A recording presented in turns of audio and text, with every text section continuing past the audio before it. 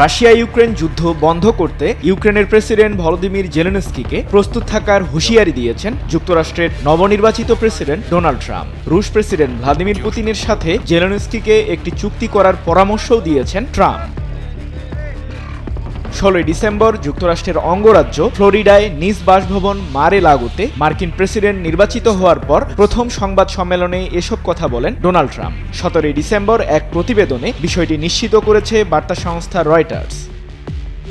প্রায় 3 বছর ধরে চলমান রাশিয়া ইউক্রেন যুদ্ধের হতাহতের চিত্র দেখে উদ্বিগ্ন মার্কিন 47তম প্রেসিডেন্ট ডোনাল্ড ট্রাম্প। তিনি জানান, এই যুদ্ধ বন্ধে পুতিন ও জেলেনস্কির সাথে কথা বলবেন। তবে এই যুদ্ধ বন্ধ করতে ইউক্রেনকে রাশিয়ার দখল করা ভূখণ্ড পুতিনের কাছে ছেড়ে দেওয়া উচিত হবে কিনা এমন প্রশ্নে কোনো জবাব দেননি ট্রাম্প। সাক্ষাৎকারে যুক্তরাষ্ট্রের নবনির্বাচিত প্রেসিডেন্ট জানান, পুতিন জেলেনস্কির যুদ্ধে দুই দেশের বেশিরভাগ অঞ্চল ধ্বংসস্তূপে পরিণত হয়েছে, যা পুনরুদ্ধার করতে 1 শতাব্দী সময় লাগবে।